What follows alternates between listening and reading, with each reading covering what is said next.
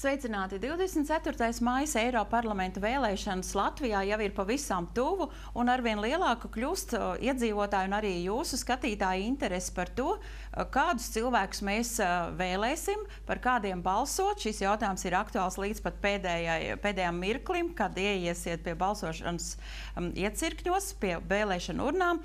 Bet šoreiz mēs turpinām sarunu, diskusiju par to, kā partijas ir gatavojušās startam Eiropas parlamenta vēlēšanās un kādi ir svarīgākie uzstādījumi katram. Šobrīd studijā, godātie skatītāji, ir Augusts Kūravs. Labrīt! Labrīt! Un jūs pārstāvat sarakstu par prezidentālu republiku. Un Miroslavs Mitrofānovs. Labrīt! Un jūs esat no Latvijas-Krievijas Savienības saraksta. Jā. Un visiem, kā allaži, ir ierasts viens jautājums, jūsu motivācijas startam uz Eiroparlamentu. Sāksim varbūt Augusts kungs ar jums.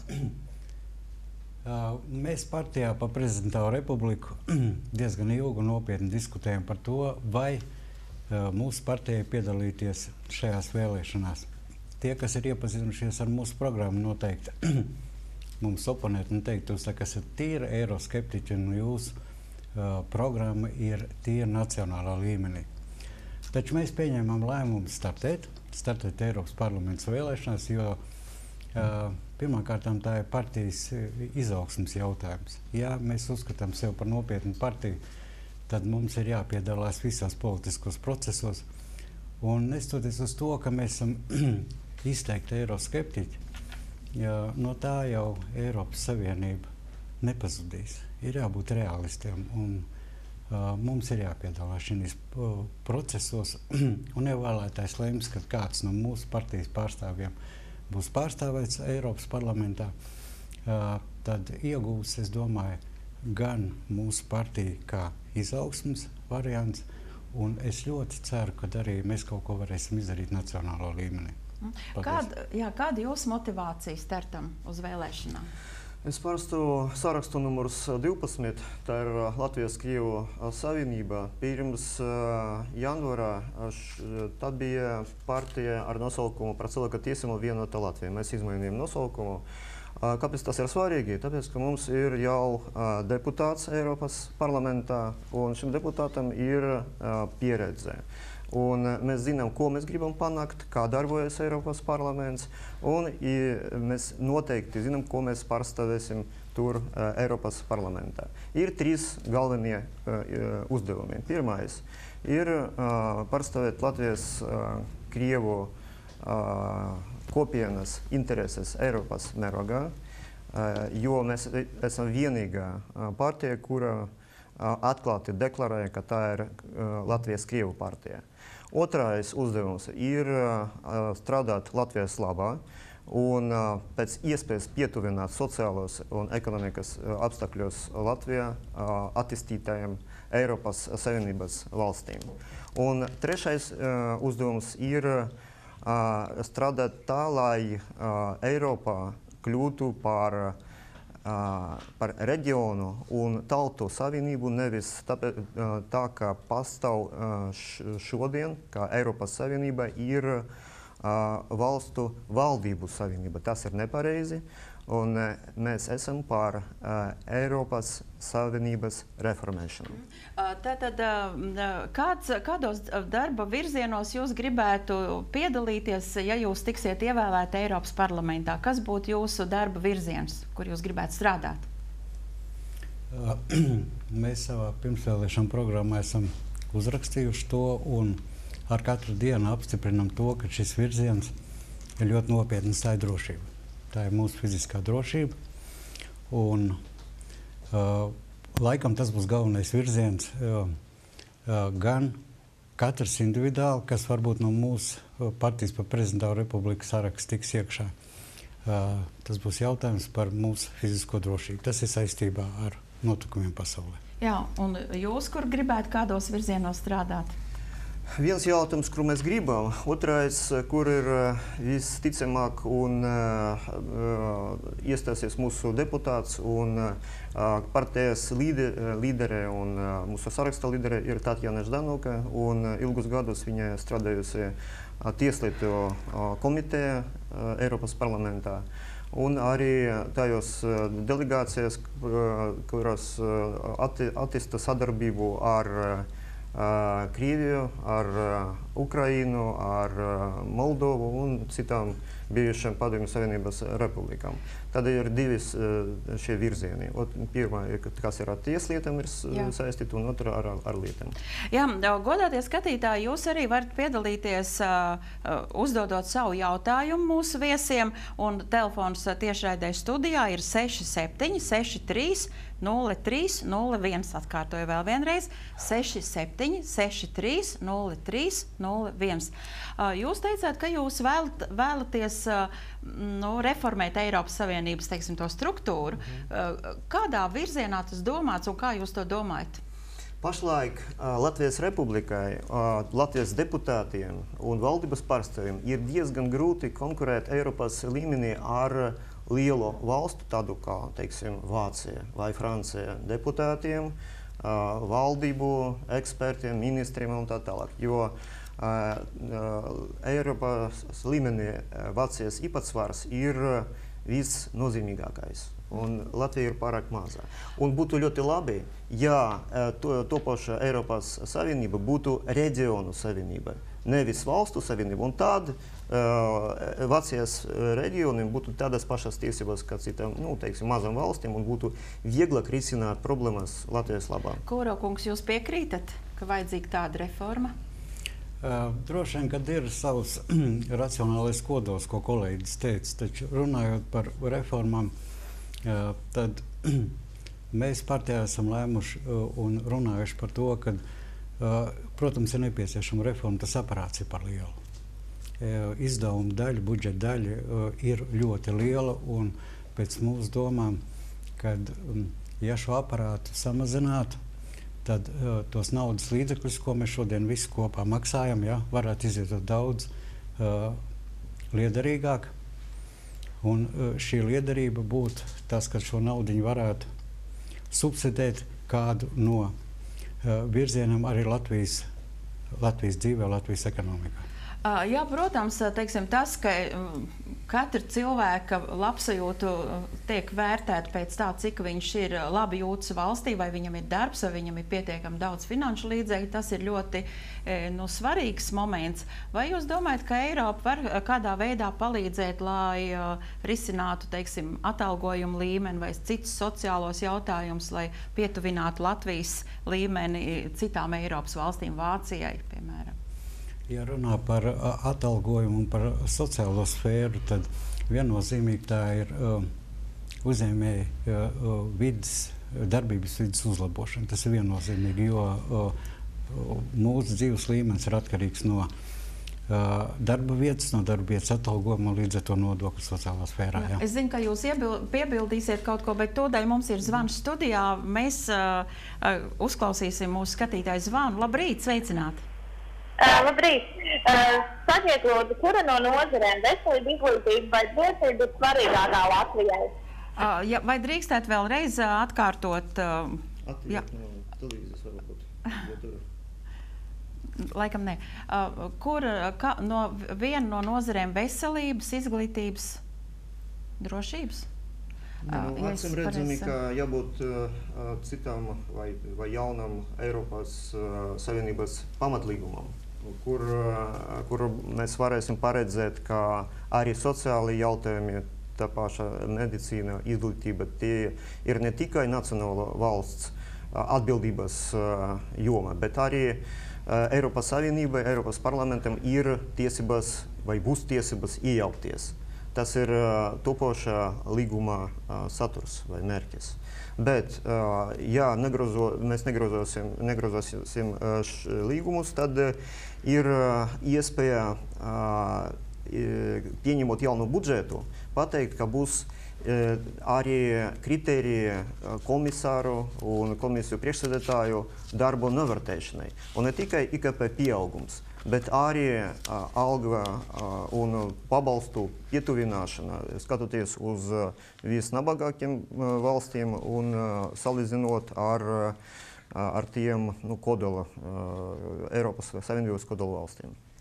Jā, man kolēģi ziņo, ka mums e-pastā ir iekrituši 2 jautājumi. Un viens jautājums ir Kūrau kungam par to, kā jūs vērtēt līdzinējo Latvijas eiroparlamentāriešu darbu. Vai jūs esat pilnībā apmierināts, vai jūs gribējāt kaut ko redzēt savādāku? Atklāt sakot, man ir grūti vērtēt mūsu 9 cilvēku darbu atsevišķi. Es atvainojos, varbūt par šo jautājumu drusciņu vēlāk. Labi, neliksim gaidīt skatītājiem, kurš ir piezvanījis. Labrīt, sveicināti! Labrīt! Sakiet, lūdzu, man te tāds jautājums jau labu laiku nolūka. Tu pirms 10 gadiem teici, ka dzīvosim beidzot kā Eiropā. Tagad ir pagājuši 10 gadi, tagad atkal 10 gadi saku jāgaida, līdz dzīvosim kā Vācijā vai Anglijā. Kad beidzot tas brīdis pienāk? Paldies par jautājumu. Jautājums domāts jums abiem droši vien. Varbūt. Ja tīri matemātiski mēs saskaitīsim šis brīdis, tad ir nepieciešams vēl papildus 20, 30 gadus, kad mēs varam pielīdzināt. Ja neko nedarītu, lai pārvarētu šoreizēju situāciju, ja mēs negrozīsim līgumus Eiropas Savienībai, ja mēs nepieprasīsim vairāk finansējuma un prātīgāk izmantosim šo finansējumu no Eiropas fondiem, tad 20-30 gadus. Kāds jūsu prognozes? Es gribētu operēt ar bankas analītiķu spriedumu, ja prognozes. Ja Latvijas koprodukts aug patreiz tā kā 5%, tad tie ir 10 gadi.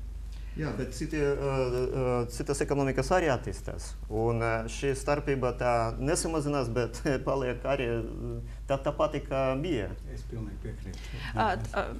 Jūs esat apbrīnojami, viens otram piekrītat šajos jautājumos, bet turpinot par Eiropas Savienību un Eiroparlamenta deputātiem šajos, gados, kas jūs bija jautājums, kas jūs, apmierina vai neapmierina? Kas mani varbūt neapmierina, ja? Neapmierina tas, ka mūsu 9, patreiz laikam 8 deputāti, tomēr Eiropas parlamentā strādā, man liekas, mazliet atsevišķi. Ja? Man liekas, ka ja pārstāv nacionālās intereses Eiropas parlamentā, tad šiem 8 cilvēkiem tomēr ir jāveido kaut kāds kopējs bloks nacionāla līmenī, neatkarīgi no tās politikas, ko viņi veic šeit uz vietas Latvijā. Es domāju, Mitrofāno kungs, ja mēs ar jums kopā tur sēdēsim, mēs tā atradīsim kopēju valodu. Kopīgi padzert kafiju mēs varēsim, bet ja mēs būsim citas frakcijas vai politiskas grupas, kuram ir noteikta ideoloģija un politiski priekšskati, tad, protams, būs jābalso tā, lai saskaņotu mūsu redzījumu ar mūsu frakcijas redzījumu. Teiksim, ir labējas partijas, kur ir par ekonomisku brīvību, ir kreisas partijas, kur ir par sociālo taisnību. Bet runājot par Latvijas nacionālajām interesēm, jūs nepieļaujat domu, ka tomēr varētu Kūrau kungu priekšlikumu izmantot un apsēsties tomēr visu kopā par nacionālajām? Kādi ir tādi, kopīgi nacionāli interesi? Ir vieni interesi, lieliem uzņēmumiem un bankām, un otrie uzņēmumi tiem cilvēkiem, kuri saņem algu vai ir bezdarbnieki. Un šie intereses tādas atšķiras pilnīgi. Bet vai jūs domājat, ka nacionālās intereses var reducēt tikai uz algu palielinājumu banku sektoru darbu, vai nacionālās intereses ir kas cits? Tomēr Latvijas nacionālās intereses. Ja mēs runājam, ir atsevišķi jautājumi, finansējuma apjoms no Eiropas Savienības fondiem. Tas rūp visiem, un attieksme ir no visām partijām, neatkarīgi no piedarības, ir vienāda. Kūrau kungs, piekrītat? Es tomēr gribētu palikt pie savas pozīcijas, kad ir jautājumi, kuri ir jārisina mums visiem kopā. Es domāju, tā grupai no Latvijas, kas ir ievēlēta Eiroparlamentā, ir tomēr jāveido tāds kopējs bloks, un lietas, protams, pie kafijas tas, ja pie kāds cits tas, bet tomēr jāvienojās. Kas attiecās uz lielo politiku, kas ir Eiroparlamentā pa grupām, tas ir grupu darbs. Tas ir skaidrs, jā, tas ir jāatbalsta. Tikai piemēru. Es varu atcerēties, bija balsojums par to, lai noteiktu atvalinājumu topošiem mamiņam palielinot līdz 3 nedēļām visai Eiropai noteikti. Un kreisās partijas, tā skaitā mūsu Eiropas brīvā alianse, kurā ir par deputāti strādā Ždanokas kundze, viņi nobalsoja ar visiem kreisiem par. Deputāti, Latvijas deputāti no labajiem partijiem vai nepiedalījās balsojumā, vai balsoja pret arī. Tad ir atsevišķi, un viņiem arī bija ļoti spēcīgi argumenti, kāpēc viņi to izdarīja. Jā, man jautā arī, ka skatītājs ir uzrakstījis e-pastā un jautā par to, kas tad ir īsti jūsu formulējumā Latvijas nacionālās intereses. Vai tas ir, kā jau mēs iepriekš arī jums jautāju, tas ir atkārtots jautājums, varbūt tā skatoties konkrēti uz visu valsts, uz valsts attīstības nākotni. Miers, saticība un labklājība. Enerģētika nav? Enerģētika, ja mēs skatāmies, teiksim, ir cilvēki no radikālām partijām, kuri uzskata, ka mūsu vēlētāji, Latvijas iedzīvotāji varētu maksāt jebkādu cenu par energoresursiem, lai tiktu tikai, lai mēs būtu pilnīgi neatkarīgi no eksporta no Krievijas. Kūrau kungs? Jebkura regula, jebkurš likums, kurš tiek apspriests Eiroparlamentā un tiek pieņemts, skar nacionālās intereses. Un es domāju, ka šī ir tā vieta, kur šiem 8 deputātiem jāsanāk kopā un ir jāizanalizē.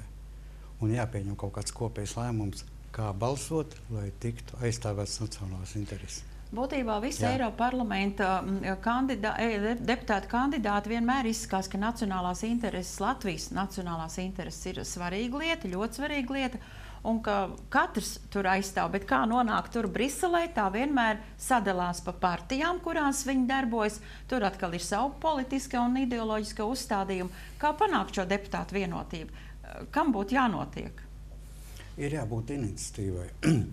Un, dārgie vēlētāji, ja jūs vēlēsiet par partiju par prezidentāru republiku, tad mēs apsolamies, ka mēs uzņemsimies šo iniciatīvu. Tā jau aģitācijas sekunde aizskrēja, bet mēs vairāk iepazīsimies ar to, kāds būs tas mehānisms, kā jūs domājat varbūt panākt, ka pagrieztos, teiksim, visas tās domas, ka mazā Latvija varētu ietekmēt lielās Eiropas parlamenta balsojums. Protams, tās ir diskusijas, tās ir argumentācijas, tā ir analīze, ja?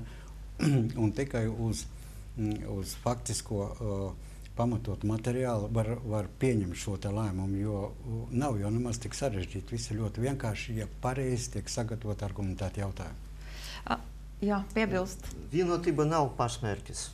Ja mums izdosies panākt kādu labu lietu Latvijai, strādājot atsevišķās frakcijas, tas arī būtu labi nevis vienoties un vienmēr tur balsot vienoti. 10 gadu Latvija Eiropas Savienībā, kādi jūsuprāt ir zaudējumi no tā, vai arī, teiksim, kādas, ko jūs cerējāt un kas nav piepildījies šajos 10 gados iestājoties, teiksim, jūs kā skeptiķis Eiropas Savienības? Es teikšu visiem jums un televīzijas skatītājiem, mēs bieži vien partijā pie galda velkam plusus un mīnus. Ko mēs esam ieguvuši un ko mēs esam zaudējuši. Un, diemžēl, to mīnus ir vairāk nekā to plusu. Ļoti žēl nacionāla valūta, ļoti žēl lata, ļoti žēl cilvēki, kuriem šodien dzīve palikusi smagāka, visi palicis dārgāk. Mēs esam zaudējuši cilvēkus. Ir atvērts darba tirgus, un cilvēki ir aizbraukuši. Faktiski tas ir mūsu potenciāls, kuru acīm redzot dabūt atpakaļ nemaz tik viegli nebūs. Par ieguvumiem, ja runā, mēs šodien visi redzam autoceļus, bet jautājums, vai mēs to paši nevarējām? Varbūt, ka varējām. Tādu jautājumu ir daudz? Es varbūt viss neatņemšu mikrofonu kungam ar kaut ko atstāšu. Bet pēc mazu brītiņu mums ir studijā skatītājs Zvans. Lūdzu, labrīt! Labdien! Mitrofāno kungs, jūs ar Taķenu Ždanoku bijāt Krimā, kamēr tur notika okupācija no Krievijas puses. Kā jūs vērtējat Krievijas rīcību Ukrainā? Paldies par jautājumu. Lai Krievijas, Amerikas, Eiropas Savienības rīcību viņi paši tur komentē. Mēs bijām tur, lai atbalstītu Krimas tautu, vienkāršus cilvēkus. Un es uzskatu, ka mēs rīkojamies pilnīgi pareizi, jo pēc tam, kad Krima nobalsoja par pievienošanos Krievijai, tā pašas cilvēku pensijas palielinājās 2 vai 3 reizes. Tas ir maz, bet ļoti nozīmīgs ieguvums. Jūs piebildīsiet kaut ko pie atbildes? Man nav piebilstams, bet visādā gadījumā partijas par prezidentāru republiku nostāja ir krasi pret aneksiju. Tā principā ir okupācija. Turpinot sarunu par to, kas nav piepildījies 10 gados Eiropas Savienībā, jūs palikāt pie jautājuma par ceļu. Par ceļiem to droši vien visi redz, bet ar tas jautājums mēs, man liekas, to pašu varam darīt un neslītākā kvalitātē. Ko mēs neesam sagaidījuši? Protams, mēs neesam sagaidījuši dzīves līmeni, tas ir algas, tas ir sociālais nodrošinājums, kas ir Eiropā.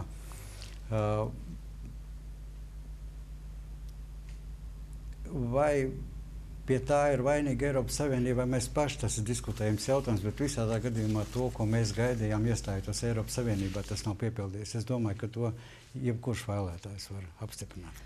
Lielākie guvumi, esot Latvijai Eiropas Savienībā, kā Mitrofāno kungs jūs tos definētu, nosaukt lielākos guvumus? Lielākais ieguvums ir iespēja tiem cilvēkiem, kuriem nebija iztikas avots vai nebija darba šeit Latvijā, aizbraukt un tomēr nopelnīt sev un savai ģimenei kaut kur ārzemēs. Tas Eiropas Savienības valstīs. Skatoties no mūsu interesu un tiem cilvēkiem, kuri ir palikuši Latvijā, tas ir slikti, jo mūsu radinieki, draugi ir aizbraukuši, bet viņiem vairākums no viņiem tur ir labāk ārzemēs. Un tas ir iegūms, protams, bet runājot par to, kam ir dzīvot vieglāk vai grūtāk, tas nebūtu pareizi runāt par visiem, jo ir tāds joks, kā vidēja temperatūra slimnīcā. Ir cilvēki, jaunie, labi izglītotie, kuriem Eiropas Savienība deva iespēju saņemt izglītību un labu darbu šeit vai ārzemēs. Bet, protams, ka lielākai daļai Latvijas iedzīvotāju šie gadi bija smagi, un galvenais, ka bija šī ekonomiska liela krīze. Un vēl viens saruktinājums ir saistīts ar to, ka Eiropas Savienība pēc tam, kad Latvija kļuva par to daļu, pilnīgi atteikusies iejaukties tiesiskas lietas Latvijā un palīdzēt Latvijai pārvarēt visas problēmas, ar tiesiskā jomā, ar kuriem Latvija iestājas Eiropas Savienībā. Tas bija nepareizi. Piebildīsiet kādu teikumu? Jā, es domāju, ka ieguvums, protams, ir pārvietošanās brīvība, pieredzes iegūšana un izglītība. Un plus ir tas, ka mēs šodien varam meklēt tomēr savu aizstāvību Eiropas tiesā. Ja, runājot vai ar jā un nē, ja jūs varat atbildēt, vai jūs esat labi informēts par Latvijas eiroparlamentāriešu darbu Eiropas parlamentā? Jā. Nē, tas bija mans pienākums tur sekot līdzi, kā viņi tur strādā. Tātad jā? Jā, personīgi jā, bet vairākums Latvijas iedzīvotājiem tas bija ļoti attālinātais notikums, par kuru viņi ir vāji informēti. Jā, bet jums ir arī skaidrs tas darbības mehānisms, kā jūs varētu panākt lielāku informētību par darbu Briselē, Latvijā. Jā, noteikti ir pieredze 2 reizes apmācības braucienu Eiropas parlamentā, Eiropas komisijās un lobēšanas darbi Eiropas parlamentā.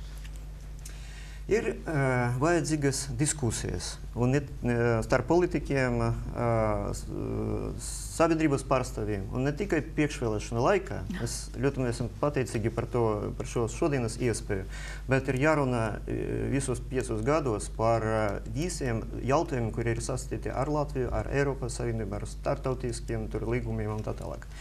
Jā, vai jūs varētu atklāt arī savas partijas, stratēģiju tikai dažos vārdos, vai jums ir, mehānisms skaidrs zināms, kā varētu, mainīt Eiroparlamenta darbu? Lielās lietās, domāju, Latvijai svarīgās lietās, vai vienkārši, tā kā Mitrofāno kungs teica, ka kāda politiskā partija, kāda ideoloģija tāda ir. Ir mehānisms tāds vai nav jau apdomāts, kā to varētu darīt? Nemelosim, jā, tas ir. Nē, ir atsevišķi jautājumi, kuri ir jārisina tuvākajā nākotnē. Teiksim, mēs esam par to, lai Eiropas parlamentam būtu tiesības iniciēt kādu direktīvu vai kaut kādu dokumentu pieņemšanu, nesaskaņot iepriekš ar Eiropas komisiju. Jā, tātad paaugstināt tādu neatkarības līmeni. Jā, labi, teikšu paldies, ka atnācāt šorīt pie mums uz šo sarunu. Paldies visiem, kas skatījās. Lai jums jauka diena. Paldies! Paldies jums!